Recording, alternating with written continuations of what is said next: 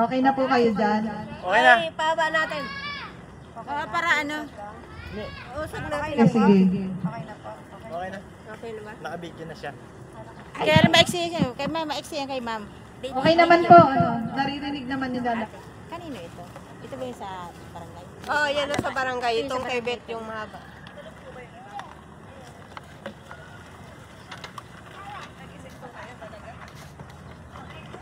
Okay, naka-video na. Okay na, naka-video na. Umupa muna. Maraming salamat Konsey at saka kausin natin sa pag-prepare at saka pag-anyaya sa mga taga-barangay po ninyo. Ano po? Wala. Ayan pala. Pasensya na po ha, na-istorbo ko yung tulog nyo. Dapat nagsisiesta, no? Pero nagising. Ano na, may mga bata. Hindi pa po kayo inaantok? Pa naman. Lahat po ba may magulang yung mga bata? Lahat po ba kayo nandito? O baka tulog pa sa loob yung mga magulang nyo? At nandito? Ah, ikaw wala. So ikaw na lang makikinig, tapos sasabihin mo lang sa nanay mo. Ayan, magandang hapon po ulit sa inyong lahat. Ayan, kami sa PNP, pumunta kami dito para po i-share ito. Kung naririnig po ninyo yung Project Be Careful po na sinasabi po namin. Yan po yung Barangay Empowerment on Child Abuse Resistance and Elimination to Fight Unwanted Lewd Design. Yung mga rape, acts, sexual abuse na nangyayari sa mga bata. Lalo nakikita ko may mga bata po ngayon. No? So, yung isa naman, yung Project Kuya, yan lang po ay para sa sa police station po ng Bukawi. Yan po yung project po namin. Ini-involve naman po namin yung mga kuya, isa lang ang nakikita ko dito. Yan po yung mga kalalakihang umaaksyon upang yumabong ang laban kontra rape. Diba? Dahil may Project Be Careful, yun ay para sa lahat. Para sa mga bata, mga ganon. Yung itong Project Kuya, nakafocus po siya sa mga kuya natin para tumulong po kayo kasi kayo po yung laging nakakasuhan ng rape, acts, di po ba? Kayo po ang gumagawa ng mga krimen na yon. So ngayon, magpo-focus po kami sa mga kalalakihan para maiwasan po nilang gumawa ng krimen para hindi po sila makasuhan. So dyan po nakatutok yung ating Project Kuya. So halimbawa, yung itong ano bang tawag po dito? Sitio po ba? Ano po? Purok. Ayan. Halimbawa, sa Purok Riverside, may ilang kalalakihan po kaya dito sa tingin nyo? Marami. Opo, yung mga nasa trabaho. Yan naman po, yung sa aming Project Kuya, is yung kung sino lang po yung willing. Yung may oras, ganon. Kasi minsan, baka sa isang taon, 2 beses, 3 beses po magmi-meeting kami. Para kung may mga halimbawa gagawin kami ng mga outreach program, dapat po nandun sila para alam din po nila. I-orient din po namin sila. May mga tanod po ba na dito din nakatira?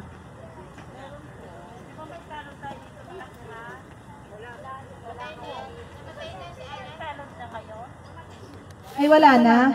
Opo. Oo, yung mga mahilig sa mga na mag-volunteer. Wala po ba yung sa mga yung anong tawag doon?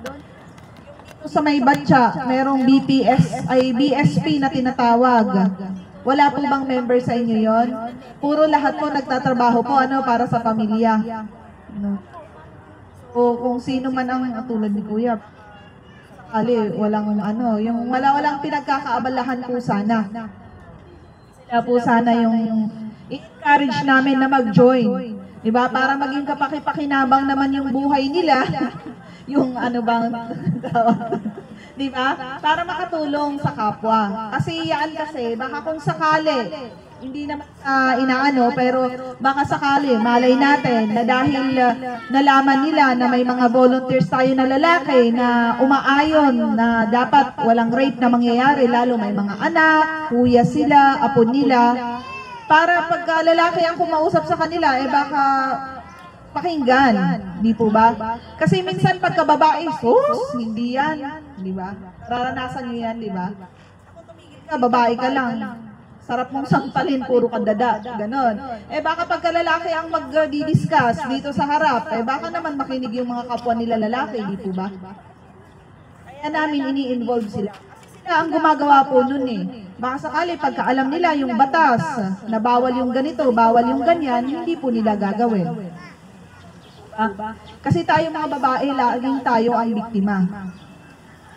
Kaya lang kasi sa amin, di ba, lahat nga nagpupunta sa amin. Kaya lang parang medyo nababaliktad din yung panahon ngayon. Ngayong week na to, may 3 ng lalaking pumunta sa akin. Nagre-reklamo, binubugbog daw ng asawa.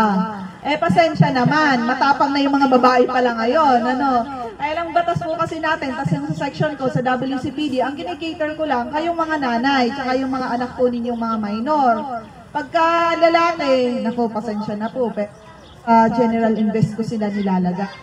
Pero gayon pa man, kaya natin sila ini-involve para nga maiwasan gumawa. Di po ba? Pagka sila ay kasama na dyan, kasapi, baka sila na ang number 1 na magsasabing, ay hindi natin dapat gawin yan sa mga babae. Huwag tayong mambugbog. Di po ba? Yeah. So ngayon, tanong ko, lahat po ba yung mga nandito, may mga asawa? Sino mga binubugbog? Binubugbog po ba kayo? Binubugbog ka ng bugbog talagang literal o binubugbog ka sa pagmamahal? Baka bugbog gabi-gabi yan, ibang bugbog yan. Naiinggit yung mga kapitbahay kasi nakikita ang daming maliliit. Ganun na lang sabihin natin, bugbog. Pero bawal mambugbog ha. Bawal bugbugin ang kasama. No? Bawal ha. Baka nananampal kayo, nananadyak. Bawal po yun. Po. Hindi ikaw yun. O sige, si nanay yun So yan po, walang physical. Kasi sa RA 9262 natin, may physical abuse na tinatawag. Yun yung binubugbog, sinasampal, tinatadyakan. Ipitik. O ano pa ba? Pinapaso ng yosi. Pinapalo ng 2x2, mga electric fan. Di ba? Meron po ba? Tapos sasabihin, mahal na mahal ko, hindi ko kakasuhan kahit black and blue na kayo. Mga nanay, mag-isip-isip kayo. Baka pantay na yung paan nyo, tsaka nyo sasabihin, hindi na mahal. Diba? Ayun yung sa physical natin. Sa physical abuse, kailangan tayong magpa-medical. Pagka nabugbog tayo ngayon, dapat within 24 hours, dapat nagpa-medical po tayo. Kasi yung ibang ng mga nabubugbog, after 2 days, 3 days, naisip naman na magpa-medical, hindi na po tatanggapin ng court yun. Dapat within 24 hours magpa-medical po kayo sa public hospital. Hindi pwede po sa private. No? Kasi pagka sa private, sasabihin naman ng judge, binayaran mo lang yon. Kinausap mo lang yung doktor, nagbayad ka ng 1,000, 2,000 para mailagay na may mga ganun kang pasa o kaya sugat. So ang kailangan nila sa public hospital po. Libre lang yon, pero pagka grabe yung pasa ninyo o yung natamo ninyong sugat, matik na po yon. Magpapa-request sila na dapat may anti-tetano kayo na natusok. Ibang tusok yung iniisip yata ng iba. Injection yun Kaya 50 pesos yun ang binabayaran yata dun sa na yun. Anti-tetano. Pagka grabe yung mga nakamo ninyo. Pero choice pa din po ninyo. Pagka wala po talaga, okay lang naman po. Basta ang importante is pa-medical po kayo. Lalo na yung iba dyan, mahal na mahal pa. Nasampal ngayon, nasuntok, nagka-sunglasses na, di ba? 2 mata ang tinamaan, mahal pa din. Kahit ganon, pa-medical pa din po kayo. Kasi ang nangyayari, bugbog sarado ka na't lahat-lahat, ilang beses ka nang binubugbog, sasabihin mo, mahal mo pa din.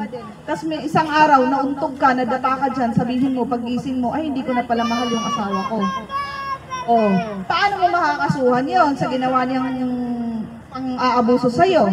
Di po ba? Kasi ang magiging labas mo kasi nun, pagka pupunta ninyo ng korte at isa lang yung medical ninyo, isang beses nang ginawa. Kahit sabihin pa ninyo ilang beses ginawa yan. Ganun po yun. So dapat, kung mahal ninyo ngayon, pero sinaktan kayo, pa-medical pa din kayo, ipunin po ninyo yun. Tandaan nyo kung kailan yung date na nagpa-medical po kayo. Pagka isang araw, ay lupo ka, good afternoon po. Pag isang araw, nagising kayo, sasabihin, na mahal, itutuloy ko na yung kaso sa kanya, meron kayong papel na papakita. Kasi pagka walang kaso. Yun. Ay, nalaglag yung bunga. Ano po ba to? Mangga? Ah, mahogany. Akala ko mangga. Sabi siguro niya, oh, may mangga dito. Wala. Ayan. So, yan po yung sa physical ha. Ngayon naman, sino naman po dito yung minumura? Ay, minumura ka. Wala na. Sino nagmumura sa'yo? Ah. Minumura ka ba? Bawal magmura mga bata ha. Ayan, may minumura. Nagsasalitaan ng mga masasamang salita. Dinuduraan. Oy, meron yun. Diba? Mga yung dudura ka sa kamay mo, ipupunat mo sa kasama mo. Bawal yun na. Pangit gawin yun. O yun, yung mga mentally abused, yung sinasabihan ng mga masasakit na salita, alam na po natin yun ha. Yung mga hindi ko nasasabihin kasi may mga bata, may nagsabi na nga siya daw, namumura daw. Ayun po, mga nanay, pagka nagmuraan kayong mag-asawa, huwag niyong parinig sa anak niyo. O, alam na, kaninong anak to? Mamaya mag-usap tayo. Yan, huwag niyong gagawin yun. Kasi yun narinig ng mga bata, ayan na, di ba? Sa psychological abuse naman, meron tayong libre. Kasi sa psychological evaluation, mahal po ang bayad noon, nasa 15,000. Kaya lang, yun po kasi ang isang ebidensya nyo para sa psychological abuse bago kayo makapagsampa ng ganun. May iba, hindi nananakit physically, pero sobrang magsalita. Mas malala pa sa babae, di ba? Pinakain daw yun ng baboy. Diba? Kaya may mga ganong mga lalaki, mas maganon pa sa atin. Yung mga lumalabas sa bibig nila, hindi mo na... diba? Alam mo na.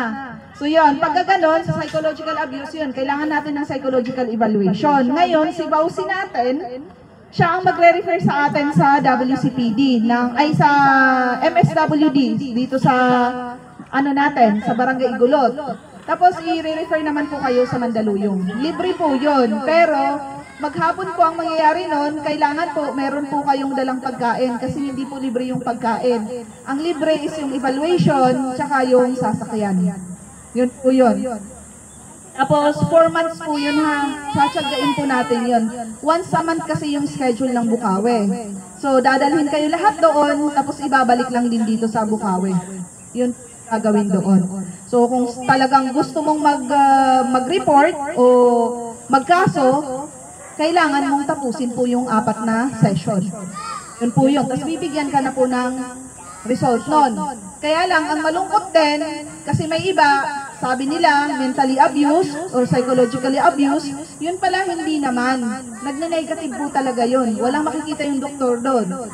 Pagka walang nakita yung doktor, kahit natapos ninyo yung 4 na session na yun, hindi po makapagsampa ng kaso. Meron na po kasi yung kaso ng bata. Sabi ng nanay, inabuso daw yung anak. Hindi naman nilalabas yung anak niya. Tsaka sabi niya, retarded daw, mentally. Hindi naman, normal naman. Siya lang ang nagsasabi na abnormal yung anak, hindi naman pala.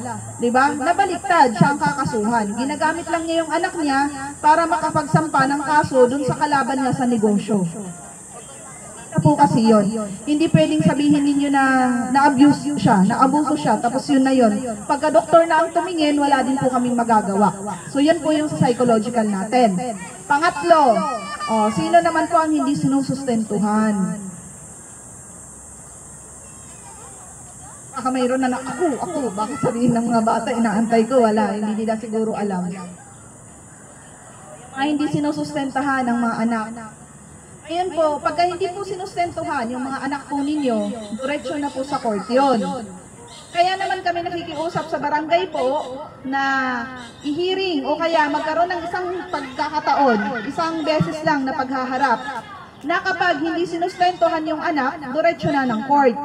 Kasi sabi nga, ang barangay hindi pwedeng mag-mediate sa mga ganon na kaso. Kaya lang, sad to say, marami. Ang gusto naman ng babae, hindi naman dumiretso sa malolos kasi nahihirapan daw.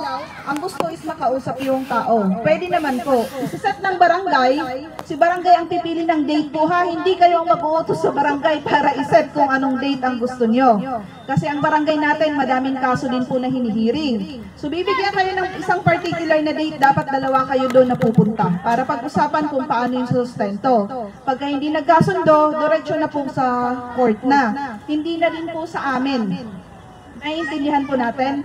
Hindi po ang gagawa ng kaso, kundi diretso na po sa korte. Sa Malolos na po yun, family court na po yun. Doon na po kayo diretso after nung pag-uusap sa barangay na hindi nagkasundo. Ganun po yun, kasi hindi na po namin hinahawakan yun. Alam nila kasi pera ang pinag-uusapan, kaya hindi papahawak sa pulis. Ayan, pagka may hindi sinusustentuhan, dalhin ang birth certificate na doon sa birth certificate, ang nakalagay po doon na tatay is yung kinakasuhan nyo. Baka mamaya si Juan ang kinakasuhan nyo, nakalagay sa birth certificate ng anak ninyo, si Pedro. Ano yun? Diba? O ganon, kung sino yung tatay na nakalagay doon, yun ang hinang sustento. Pagka hindi yun ang nakalagay doon sa birth certificate, huwag nyo hingan ng sustento. Kayo ang kakasuhan. So yun sa financial natin. Pang-apat, sa mga nanay, sinong pinipilit dito gabi? Sinong pinipilit sa gabi kahit ayaw? Gusto pa ng mga babae daw. Lalaki ang sumusuko, ganon? Naku po. Ano yun? Wala pala yung mga lalaki dito Kaya pala ang dami dito Tap.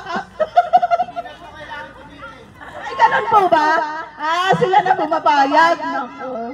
Pero okay lang din naman yon kasi baka mamaya umaayaw kayo, doon nagsisimula yung away, di po ba? Pero yun ngayon sa batas natin, ang nakasaad doon, bawal pilitin ang asawa, kahit asawa pa po ninyo yun.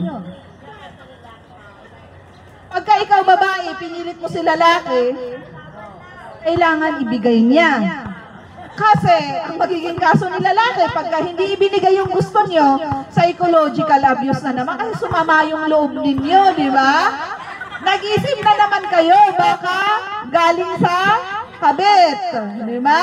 Wala nang natira kahit gatulo sa inyo, di ba? Tuturete na naman yung isip nyo, di ba? Mabaliw-baliw ka na naman sa kakaisip. Ano nangyari? Naligo na ako't lahat-lahat. Yung shampoo, inubos ko na. Tapos wala pa din. Ano bang kailangan kong gawin? Di po ba? Kasi nga, lagi nilang sinasabi, pagka may marriage counseling, di ba? Dapat panatilihin ninyong mabango daw para hindi maghanap. Kaya lang, problema, baka parehong bango. Di ba? Nakakasawa daw yun kaya kumplituhin nyo. May sunsilk, may cream silk, ano pa ba? May Dove. Ano bang klaseng mga shampoo yun? Di ba? Para iba-iba. Pwede ba yun? Downy na lang. Ay, shucks. Huwag naman yun ang sangsang nun. Ayan po sabi ko nga, bawal. Kaya lang, sa isang pagsasama kasi, pagka mahilig talaga po yung asawa natin, nasa atin din po kung Kaya ganun nagkakaanuhan iglesia ka ba? Oo, sasabihin, bakit pinipilit mo ako kahit meron? Diba? Tapos sasabihin niya, hindi na ako iglesia. Bakit? Kumakain na ako kahit may dugo. Okay lang, no? Diba? Natatawa yung mga magulang. Pero yung mga bata nakaganon, ano yun? Dinuguan? So yan po yan yung sa ating RA 9262. Yung physical, psychological, financial, tsaka sa sexual abuse. Parang ganon din po sa RA 7610, para sa mga bata naman po yun. Kaya lang problema natin sa mga bata, ano lang edad po ang nilalaban nila. At usually ang nangyayari po doon, physical abuse. Usually po yung nasasampal, natatadyakan. Ayan. Ang problema natin pagka tinanong tayo, paano ba tayo maging mabuting magulang sa ating mga anak?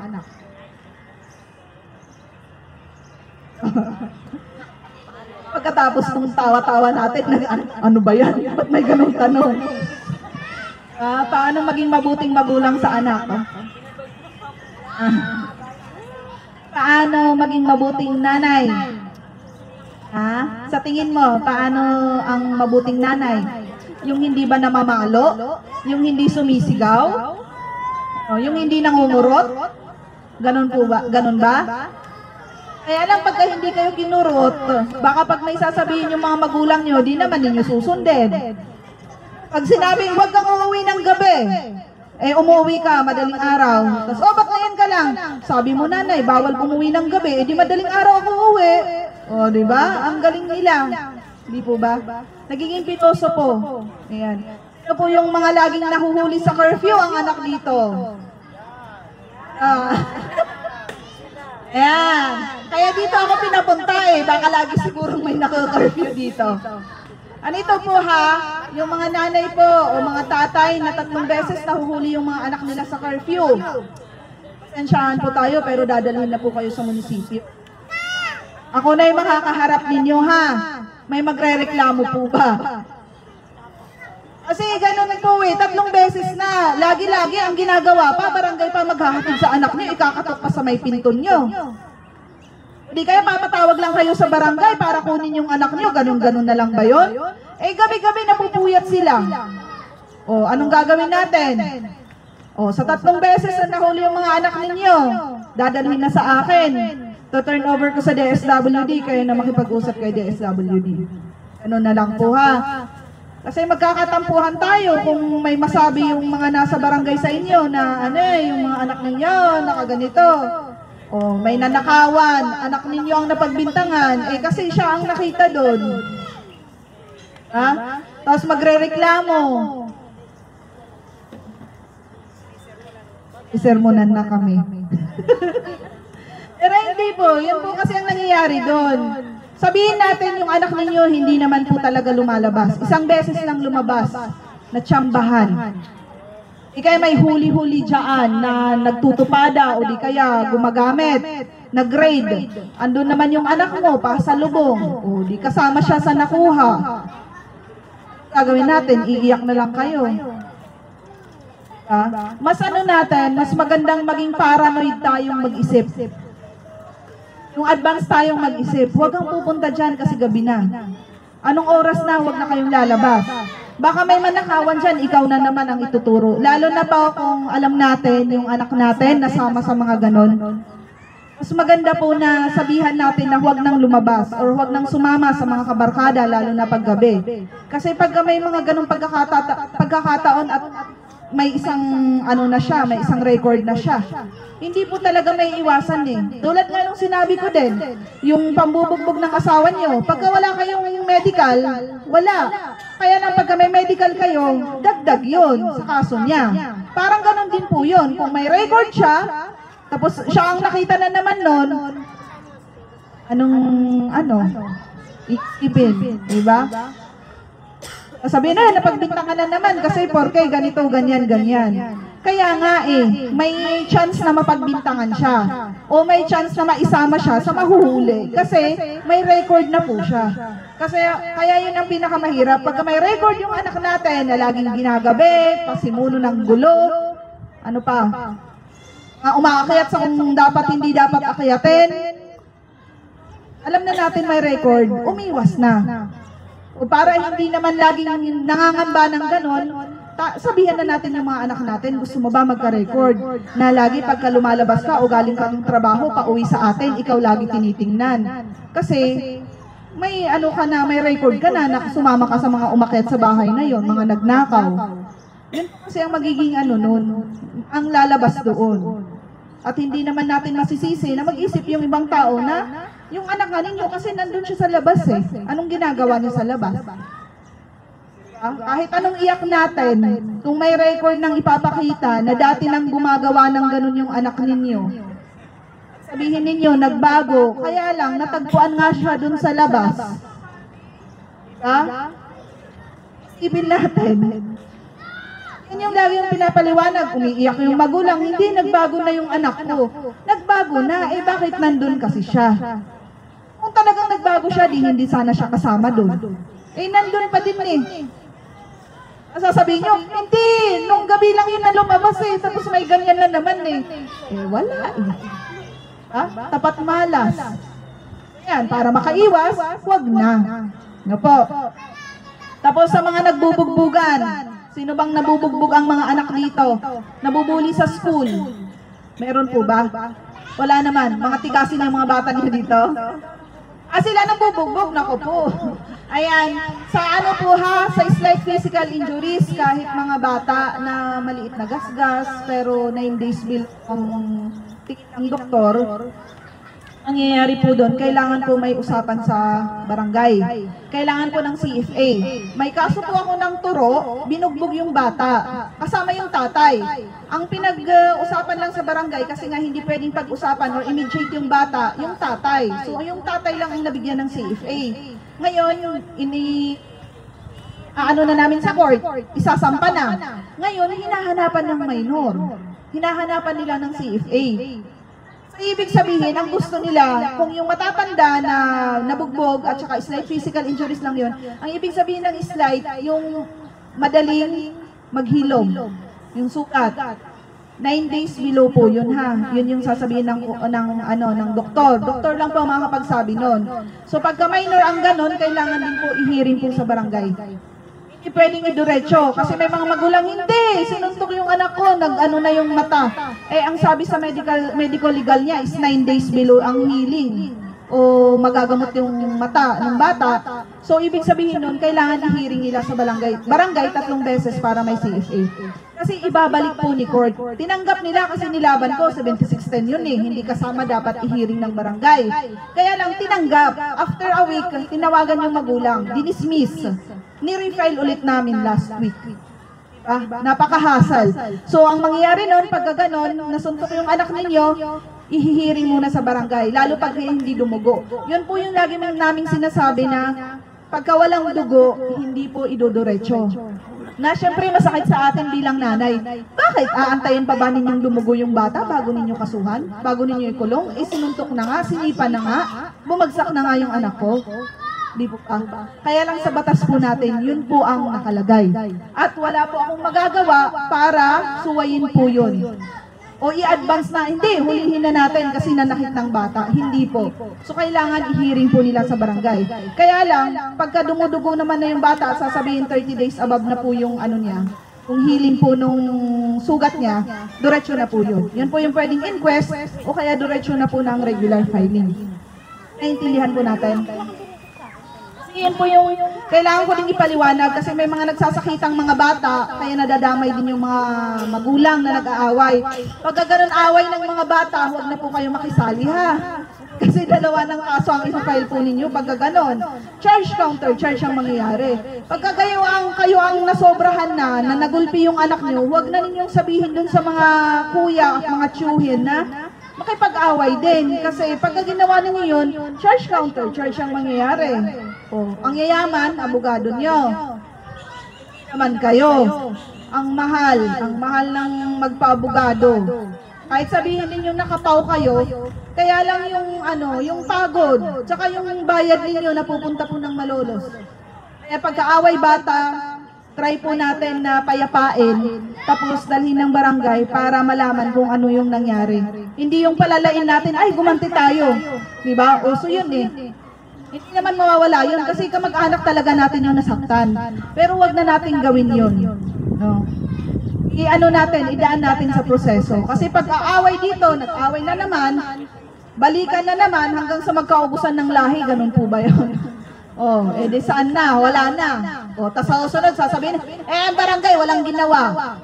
Sa kami pa ang nasisi. O di kaya yung pulis walang ginawa, kaya naubos yung lahi namin. Gaganon yung huli na natira.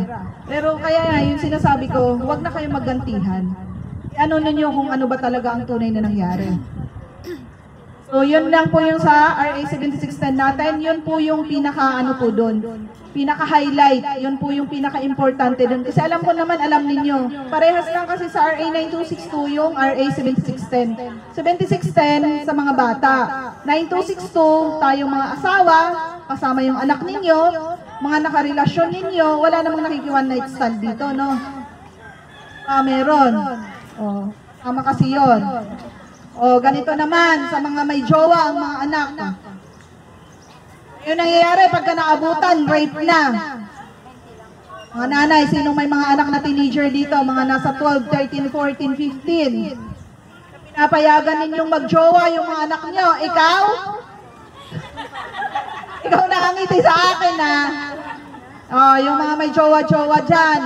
Na yung iba, pinapayagan para hindi daw magtago. Kaya lang, kahit payagan ninyo yan, nasa kusina kayo, nagluluto kayo, nandyan sila, pagtalikod mo, nakatuka na.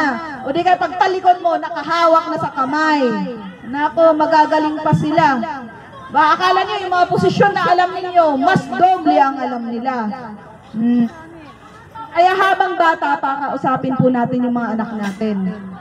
Gusto mo ba mag-asawa ng maaga ba? Magkaanak, hindi nakapag-aral, hindi makabili ng Louis Vuitton, mga ganon. Gusto ba ninyo padede lang ng mga anak ninyo? Di ba? Ganon po yung anuhan natin sa mga anak natin. Kasi sa social media kasi yung mga nakikita nila. Ngayon nga mag-jowa, parang mag-asawa na ang ginagawa nila, di ba?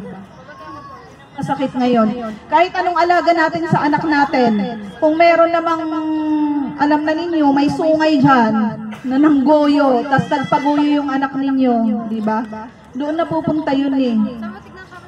Kaya habang mas maaga, habang bata, kausapin natin yung anak natin. Pagka lahat naman ng mga hindi pwedeng gawin ng bata, magagawa naman nila pagka may mga trabaho nila. Tsaka mas maganda yung may trabaho ka, may maipagmayabang ka sa asawa mo para hindi ka lang nilalang ng asawa mo. Mahirap kasi yun. Naiintindihan yung mga girls.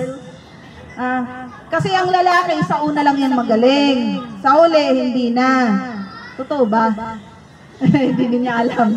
So yan po yun ha. Yan yung i-ano natin sa anak natin. Imulat natin ang katotohanan. Hindi yung, kasi yung pinapanood natin, batang ama, naging maganda yung buhay.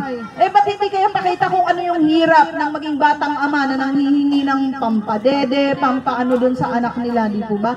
Iba kasi iba yung influensya ng social media natin sa atin ngayon. Yun po ha, pag kayong anak ninyo mag-jowa, 15, 16, 17, magka-jowa ang 15 tsaka 17. Naabutan ninyo, gumagawa. Hindi po rape ang may kakaso dun sa 17 ha. Sexual abuse. Bakit? Ginusto nila Ang rape, pinilit. Diba? Hindi kusang bumuka. Sarado, pinilit, ibuka. Yan natin. Hindi kasama yung asawang nagpapakipot na ayaw bumuka. Pero sa mamaya, siya naman ang humahabol. So yan ha, yan ang tandaan natin. Ang rape pinilit yan. Hindi yung kusang binigay. Ang nilalaban lang, kaya may sexual abuse sa mga ganon, kasi minor sila, bata sila, wala pa sa tamang pag-iisip. Yun lang ang nilalaban nila. Na kung nasa legal age naman, hindi naman magiging rape yun kasi ginusto natin. Diba? Tayo din. Kaya mahirap mahirap patunayan na naghahasa tayo pag nasa tamang edad tayo. Kasi naman, uminom tayo, kasama sila. Alam naman ninyo, pagka may alak, may balak na yon, di ba? Pagka ayaw natin at puro mga mukhang langka ang nasa harap natin, aalis na tayo doon, di na tayo makipag-inuman. Kaya lang kung gustong-gusto natin, mamaya nasa kalagitnaan tayo ng inuman, pupunta pa tayo ng bahay, magbibihis pa tayo ng, magdi-dress pa tayo para madaling ililis, di ba? O di kaya magpe-pek-pek shorts tayo, kasi may motibo tayo, may gusto tayo doon sa tao. Di ba? Totoo na yun, di ba? Kaya paano mo sasabihin nasa legal age ka na, naghahasa ka kung ganun yung ginawa mo? Nakipag-inuman ka Alam mo na may mangyayari dyan Diba? Baka hindi ko po alam na may ganun mangyayari Posible. Diba? Ang hirap pa naman, pagka pinamedical nun, ang daming lacerations, ang daming punit. Mahirap po yun. Pagka ganun. Ayun pa ipamerienda si Kap. Salamat po. Sabi ko 10 minutes lang, kaya lang napasarap yung pagsasalita. Ay kailangan pala, anuhan ko pa, hanggang alas 6 siguro dito.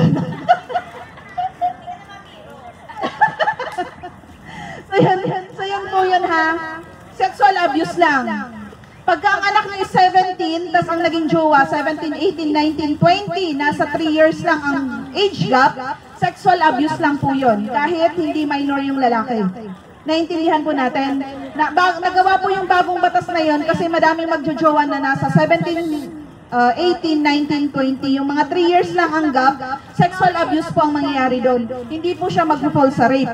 Ang rape po kasi, mataas ang penalty. Wala pong wala pong piyansa. Kaya ginawa yung sexual abuse, mas mababa, may piyansa po yun. Naiintindihan po natin? Kasi baka lahat, naabutan natin yung anak natin na nagigipagganunan, rape agad. Kaya lang naman, nagiging baka ang lolo, 54, tapos ang jowa, 17. May mga nanay po kasing pumapayag ng ganun. Juwain mo yung anak ko, pag-aralin mo. Ibigay mo lahat, pakainin mo yung pamilya ko. Tapos pumapayag na siyang gamitin yung anak. O sinong dapat kasuhan doon, di ba? Dapat ang nanay. Tapos pupunta sa akin, mas matapang ka sa akin.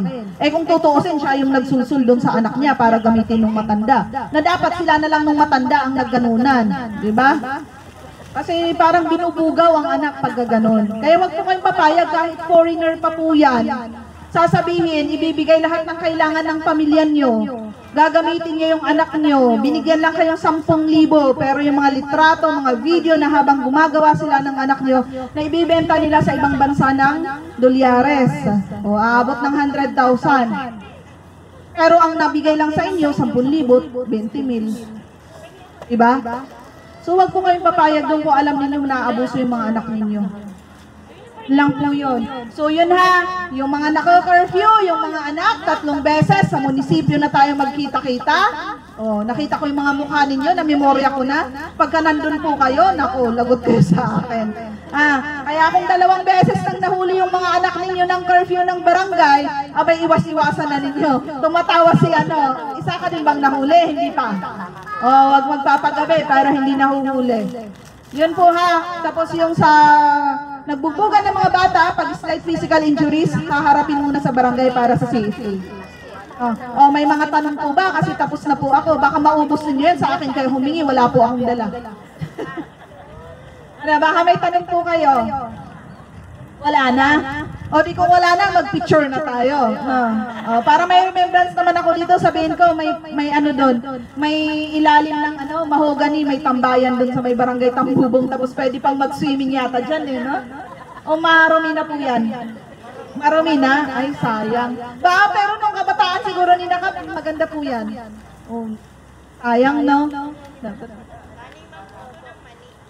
Taniman ng mani at mais. Okay po. Ayun, taniman na ng laruan na ng mga bata, no?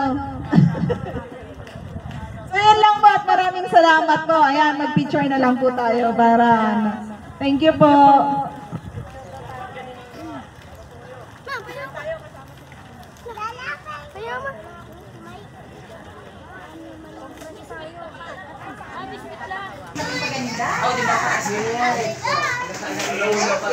Ito? Oo.